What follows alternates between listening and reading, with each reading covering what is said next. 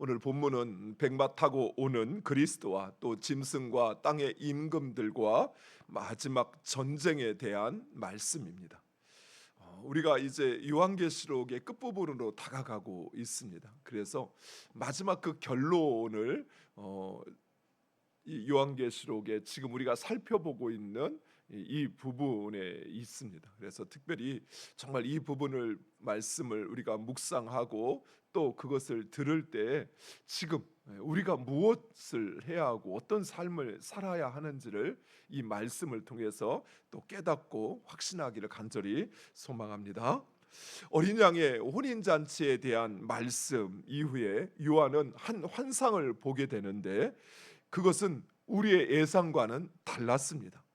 앞서 어린 양의 혼인 기약이 이르렀다라고 말씀하셨으니 예상하기로는 이제 신랑과 신부가 그 혼인 잔치에 등장을 하고 그리고 이제 혼인 잔치가 벌어지는 그 모습을 묘사해야 하는데 그것이 아니라 오히려 짐승과 땅의 임금들과 그리고 그를 따르는 자들과의 전쟁을 보여주고 있습니다.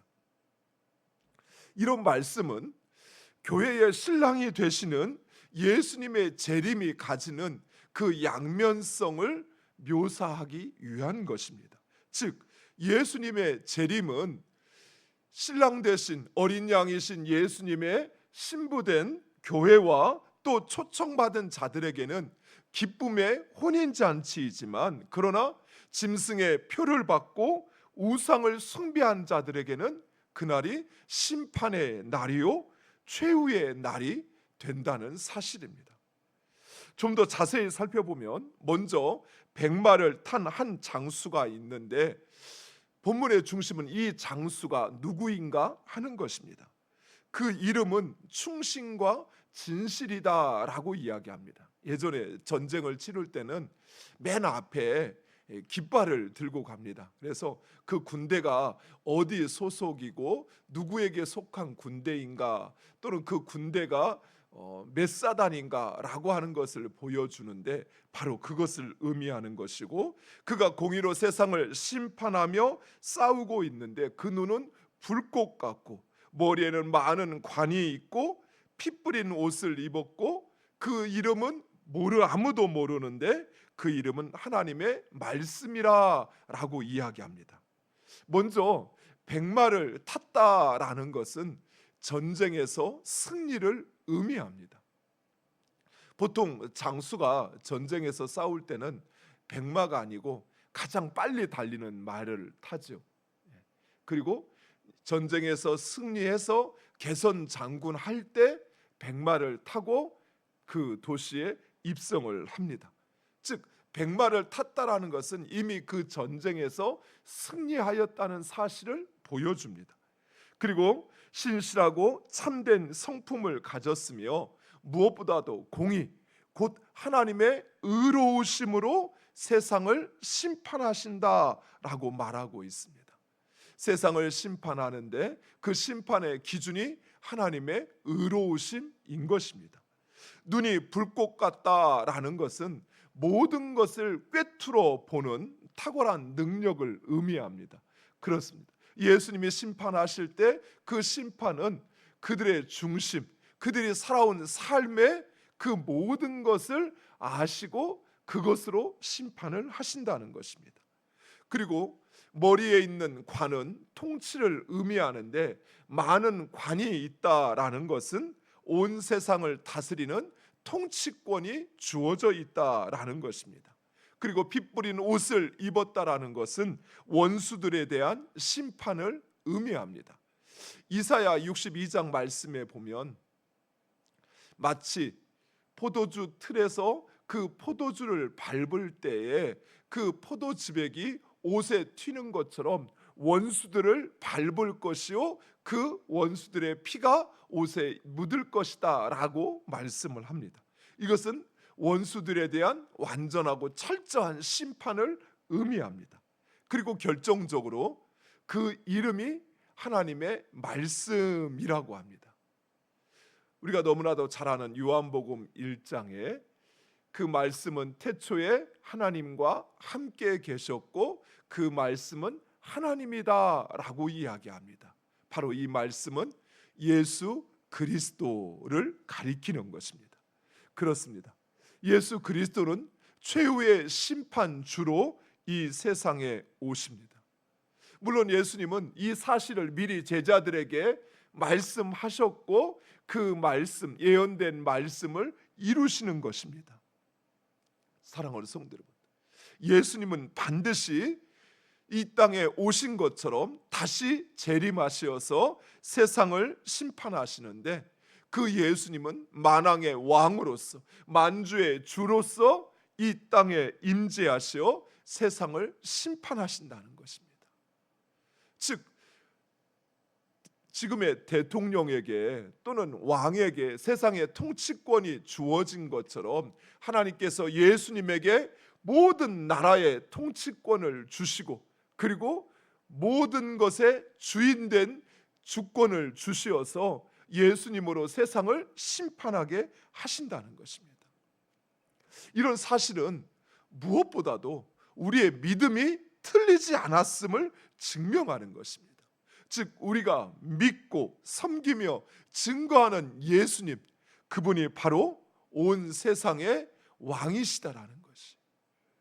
사랑하는 성도 여러분, 예수 그리스도를 향한 또 그 주님의 말씀을 향한 우리의 믿음과 순종과 헌신은 결코 헛되지 않습니다. 우리가 살고 있는 지금의 세상은 눈에 보이는 결과, 그 사람이 가지고 있는 부, 권세, 그것이 그 사람을 평가하는 기준이지만, 그러나 주님이 오시는 그날, 그때에는 주를 향한 믿음, 그 말씀에 대한 순종, 그 헌신, 그것이 심판의 기준이 된다는 것입니다. 따라서 우리가 지금 예수 그리스도를 향한 믿음을 가지고 참고 견디는 것, 또 그 하나님의 말씀에 순종하기 위해서 몸부림치는 것, 말씀대로 살기 위해서 내 자신을 헌신하는 것, 그것은 결코 헛되지 않다라는 것이, 그것은 이 세상 그 무엇과도 비교할 수 없는 가장 값진 것이요 우리를 구원하는 통로가 될 것입니다.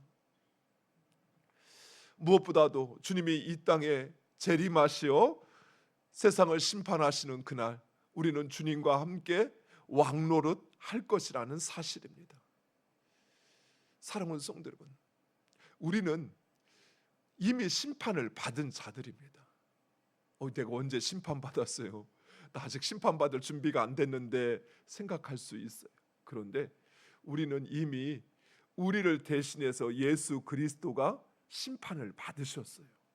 그래서 우리는 최후의 심판의 날 그 심판장에 서는 게 아니에요.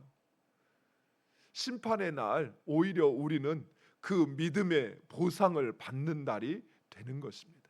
즉 그 최후의 심판의 날 우리에게는 어린 양의 혼인잔치가 되어지는 거예요. 그러나 믿음으로 살지 않은 자들, 하나님 말씀에 순종하지 않은 자들, 헌신하지 않은 자들, 그들은 그 심판 앞에 서게 된다는 사실입니다. 사랑하는 성도 여러분, 우리의 믿음은 그래서 이 땅의 그 어떤 것보다도 소중하고 가치 있는 것이에요. 그래서 이 땅을 살아가는 우리들은 오직 그 믿음으로 사셔야 돼요.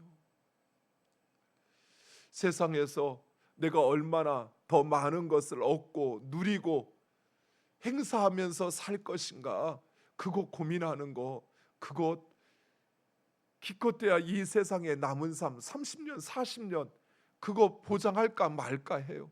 그런데 믿음으로 사는 사람은 영원한 삶을 보장받게 되는 거예요. 하나님의 말씀에 순종하는 것, 그것은 이 세상에 잘 사는 법을 따라 사는 것보다 비교할 수 없을 만큼 어마어마한 가치를 우리에게 가져다 준다는 것입니다. 자기 개발서, 요즘에 많이 유행하는 책이죠. 그것을 따라서 살면 기껏해야 30, 40년 뭐 좀 떵떵거리며 살든지 아니면 좀 여유롭게 살 수 있겠지만, 그러나 내가 하나님의 말씀에 순종하며 사는 사람들은 영원한 삶, 그 복락이 보장된, 영원한 복락이 보장된 그 삶을 살게 된다는 사실입니다. 또한 주를 위하여 우리가 나의 것을 헌신할 때 주님은 우리에게 말씀하셨습니다. 현세에서뿐만 아니라 내세에서 영광을 받지 못할 자가 없다라고 분명히 말씀하셨어요. 따라서 여러분이 이 세상에서 주님과 그의 나라를 위하여 헌신하는 것, 내어주는 것, 그것은 하나님의 나라에서 갑절로, 백배로 여러분의 영광으로 돌아오게 된다는 사실입니다. 여러분이 그것을 확신한다면 그 믿음으로 사셔야죠. 순종으로 살아야지. 주를 위한 헌신의 삶을 결코 포기해서는 안 된다는 것입니다. 또한 예수님은 짐승과 그 수하들과 홀로 싸우지 아니하고 희고 깨끗한 세마포 옷을 입은 하늘의 군대와 더불어 싸운다는 사실입니다. 이 군대가 누구인가라고 하는 것에 대하여 학자들은 두 가지 의견으로 나뉘어집니다. 먼저 앞서 빛나고 깨끗한 세마포 옷을 입은 자가 교회를 가리킨다고 해서 예수님이 교회와 함께 싸우신다라고 이야기하기도 하고, 또 주님께서 하늘에 있는 천군 천사를 동원하여 싸운다라고 이야기하기도 합니다. 만약 이 희고 깨끗한 세마포 옷을 입은 자가 교회를 가리킨다고 한다면 이 싸움은 예수님께서 교회를 통해서 짐승, 곧 이 세상의 권력과 또 악한 영의 지배를 받는 자들과 싸우는 것을 의미합니다. 즉 지금 예수 그리스도께서 그의 교회를 통해서 세상의 권세 잡은 자들과 통치자들과 싸운다는 것을 의미하는 것입니다. 여기까지 왔는데 혹시나 오해할 수 있을 것 같아서, 세상의 권세와 통치자들이 모두 다 악한 게 아니에요. 짐승의 영향력 아래에 있는 세상의 권세와 통치자들과 싸운다는 것입니다. 즉 악한 영의 사단에 의해서 이끌림을 받는 통치자들, 세상 권세를 가진 자들, 그들은 하나님을 대적하기에 예수 그리스도께서 교회를 통해서 그들과 싸우신다라는 거예요. 이것을 분명하게 이해하셔야 돼요. 이제 우리가 말씀에서 세상 권세와 통치자들과 싸운다라는 표현을 마치 이 세상과 교회가 싸우는 것처럼 이해할 수 있는데, 이것은 전체를 아우르는 표현이고, 구체적으로 들어가면 세상에 있는 악한 영, 곧 사단의 이끌림을 받아 하나님을 대적하고 하나님의 자리를 차지하려고 하고 성도들을 하나님으로부터 멀어지게 하는 그 모든 세력을, 이 세상의 모든 세력을 가리키는 것입니다. 즉 예수님께서 이 희고 깨끗한 세마포 옷을 입은 자가 교회라면 교회를 통해서 이 세상과 더불어 싸워서 하나님의 백성들을 구원하시고 또 세상을 심판하시는 주님의 그 일을 가리키는 것입니다. 이 말씀은 이제 내일 살펴보게 될 천년 왕국과 관련이 되어 있는 부분입니다. 즉 예수님은 교회를 통해서 세상과 싸우고 있는 것이죠. 어떻게 싸우느냐? 이 세상의 악한 권세는 하나님의 창조하신 모든 피조물들을 자신의 권세 아래 두려고 한다면, 즉 어둠 아래, 멸망 아래 두려고 한다면 예수님은 교회를 통해서 그들을 빛으로, 주님의 교회로 인도하셔서 구원하시는 일을 행하시죠. 그리고 교회를 통해서 세상의 질서가 아닌 하나님의 나라의 질서를 통해서 세상 가운데 하나님의 뜻을 실현하는 것이죠. 세상은 오히려 그 하나님의 뜻, 말씀만 가지고는 살 수 없다. 오히려 세상의 방식, 세상의 질서를 따라 살라고 우리를 끊임없이 유혹하고 도전하고 있는 것이, 사랑하는 성도 여러분, 우리가 하나님의 말씀대로 살지 않는 것은 내 욕심이 약해서가 아니에요. 사단의 유혹에 내가 넘어가기 때문이라는 사실이에요. 우리는 죄를 지으면서도 그래도 자신을 정당화하고 합리화하기 위해서 내 마음은 하나님의 뜻 가운데 살고 싶은데 내 육신이 약해서라고 말하지만, 성경에 육신이 약하다라는 말은 사단의 미혹에 넘어가서 그렇다라는 거예요. 사랑하는 성도 여러분, 우리는 이것과 싸워야 됩니다. 우리를 미혹해서 육신으로 끌어내려서 영으로 살지 못하게 하는 이 사단의 권세와 도전과 싸우셔야 된다는 거예요. 교회는 바로 그런 존재입니다. 세상 사람들이 그렇게 사는 사람 어디 있어? 말씀대로 사는 사람 어디 있어? 한번 데려와봐 라고 이야기할 때, 그리스도인들이 하나님의 말씀과 공의로 살아야 그들과 싸워서 이길 텐데, 문제는 그렇지 않다라는 거예요.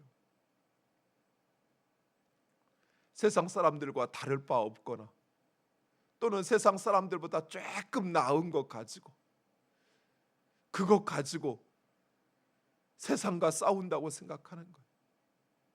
때로는 세상 사람보다 더 못한 그런 인격과 성품으로 세상과 싸운다고 하고 있는 거예요. 그러니 사탄이 보기에 얼마나 우스워요. 네가 네 같은 게 이렇게 보여지는 거죠. 사랑하는 성도 여러분, 교회는 주님이 세상과 싸우는 주의 군사입니다. 군사가 어떠해야 되겠어요? 적군과 아군도 구분하지 못하고 아군 붙잡고 너는 왜 이것밖에 안 돼서 전투가 한참 벌어지고 있는데 그러고 있으면 그 전쟁에서 이길 수 있겠습니까? 전쟁이 벌어지고 있는데 싸울 준비가 안 됐어요. 전신갑주를 입지 않았는데 어떻게 전장에 내보낼 수가 있어요? 다 후방에 뒤물러서, 그래서 싸울 생각조차 하지 않고 있지. 요즘에 우리나라 군대가 그렇게 바뀌고 있다고 그래요. 빨리 모병제로 바뀌어야 될 것 같아요.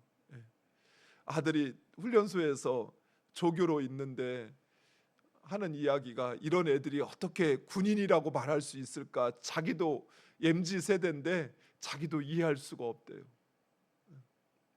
저도 참 놀랐어요. 군대를 그 입영식을 할 때 이제 아들 군대에 보내려고 갔는데 이렇게 안내문을 쭉 나눠주는데 거기에 각 소대에 소대장 전화번호가 적혀 있는 거예요.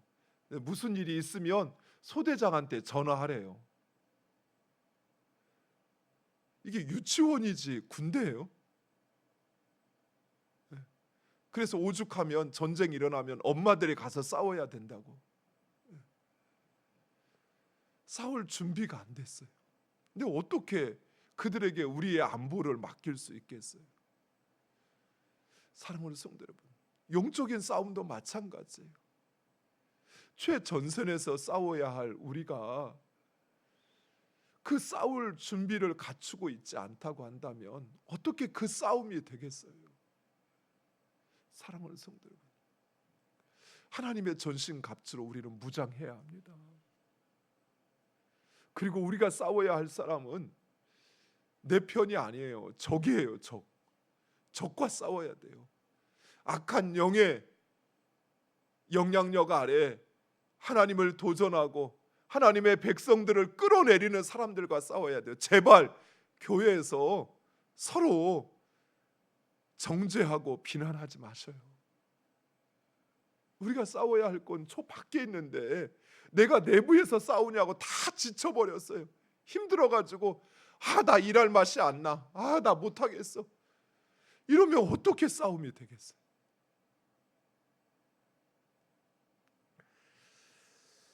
만약 이 희고 깨끗한 세마포옷을 입은 자가 천사를 상징한다면 짐승과 땅의 임금들을 심판하시어 멸하시는 최후의 심판을 이야기하고 있다는 사실입니다. 그런데 더 중요한 사실이 있습니다. 그것은 바로 이 싸움은 승리가 보장된 싸움이라는 것이 15절과 16절 말씀을 눈으로 한번 보겠습니다. 이 싸움의 양상은 아주 차분하고 극렬합니다. 진노의 포도주 틀을 밟는다라는 것은 포도주를 그 틀에서 밟을 때 포도에서 튄 그 포도즙이 오드에 묻어 피같이 적시듯 원수들을 그 발 아래 두시고 심판하심으로써 그 피가 옷에 튈 정도로 극렬한 원수들의 심판을 의미하고 있습니다. 심판의 양상은 결코 우리가 생각하는 것처럼 수월하진 않아요. 편하지는 않아요. 그냥 나 혼자 잘하면 되지 그렇게 할 수 있는 것이 아니라는 것입니다. 더불어 함께 싸워야 되고요. 그리고 진심으로 우리의 충심을 다해서 신실함으로 싸워야만 이길 수 있는 것입니다.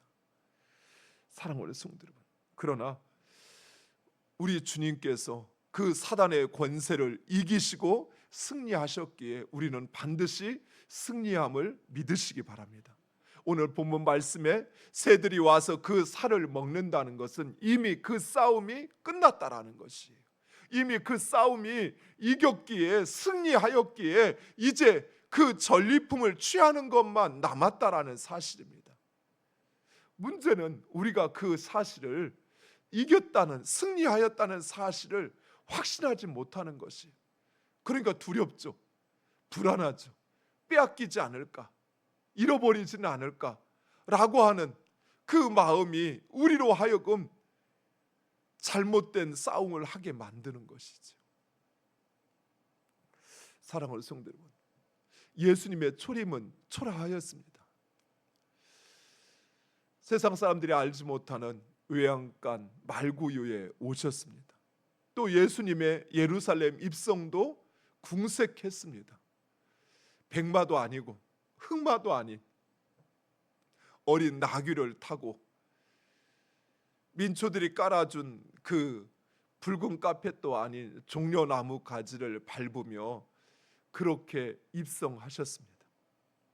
예수님은 흠모할 만한 것이 아무것도 없었습니다. 그래서 사람들은 그 예수를 외면했습니다. 그러나 사랑하는 성도 여러분, 예수님께서 왜 이렇게 초라한 모습으로, 하나님의 아들이신 창조주이신 예수님께서 왜 이렇게 초라한 모습으로 세상에 오셨습니까? 그것은 바로 우리들을 위해서입니다. 우리의 연약함, 우리의 그 고통을 경험하시고 그리고 가장 낮은 자리에 오셔서 세상 모든 사람들을 구원하시기 위해서 예수님은 이 땅의 가장 낮은 자리에 오셔서 그곳으로부터 구원의 역사를 시작하신 것입니다. 그리고 예수님은 학벌이나 신분이나 능력이나 지식으로 우리를 구원하신 것이 아니라 겸손은, 하나님이 일하시는 그 겸손을 통해서 우리를 구원하셨어요. 주님이 이처럼 연약하고 가난하고 이 세상에 힘없는 자의 모습으로 오신 것은 바로 우리들도 구원받을 수 있다는 사실, 또한 그런 우리들을 구원하시기 위하여 주님이 가장 낮은 자리에 오신 것입니다. 그러나 예수님이 세상에 재림하실 때는 이 세상 그 어떤 권세보다도 가장 강력하고 강력한 왕으로, 그리고 그 백성들을 미혹하는 짐승과 큰 성 바벨론과 짐승의 표를 받고 섬기는 자들을 모두 사로잡아 유황 불못에 던지며 그들을 심판하시는 심판주로 오실 것입니다. 사랑하는 성도 여러분, 얼마 재작년인가요? 작년인가요? 교회 목양실에 있는데 막 밖에서 시끄러워요. 뭔 소린가, 관심도 안 뒀는데 나중에 보니까 당시 대통령이었던 윤석열 대통령의 영부인이 여기 태평시장에 왔다라는 거예요. 그러니까 그 옆에 있는 수행하는 사람들, 또 뭐 기자들, 또 뭐 이 지역에 있는 모든 유지들, 또 동네 사람들 막 전부 모여가지고 그냥 그 일거수일투족 보려고, 또 사진이라도 한번 찍히려고 사람들이 이 시장에 가득 채워졌다라는 거예요. 그렇죠. 이름이 있다는 사람, 좀 힘이 있다는 사람, 능력이 있다는 사람이 오면 이렇게 사람들의 관심을 갖죠. 사랑하는 성도 여러분, 우리 주님이 오실 때는 그 정도에서 끝나지 않아요. 오히려 모든 사람들이 그 주님 앞에 엎드려 그 주님을 섬기든 섬기지 않든 간에 그 주님의 말씀에 쩔쩔매며 그 한마디에 그들의 영생이 결정되어지는 그 권세와 힘을 가지고 이 땅에 오신다는 것입니다. 사랑하는 성도 여러분, 그분이 우리의 이름을 기억하시고 우리를 불러주실 거예요. 사랑하는 성도 여러분, 비록 지금은 마치 흠모할 모양이 없었던 그런 예수님처럼 세상이 우리를 무시하고 외면할 수 있어요. 그러나 주님이 오시는 날, 주님은 우리를 주님의 그 자리에 올리셔서 모든 사람들의 그 존귀와 그들의 영광을 우리로 얻게 하실 것입니다. 사랑하는 성도 여러분, 그 확신과 그 소망을 가지고 살아가는 여러분 되시기를 간절히 축원드립니다. 역사는 반드시 예수 그리스도의 승리로 종결될 것입니다. 결코 세상 두려워하지 말고 최후의 승리를 믿으며 믿음의 선한 싸움, 오늘도 싸워 가시는 여러분 되시기를 간절히 축원드립니다. 기도하겠습니다. 아버지 하나님 감사합니다.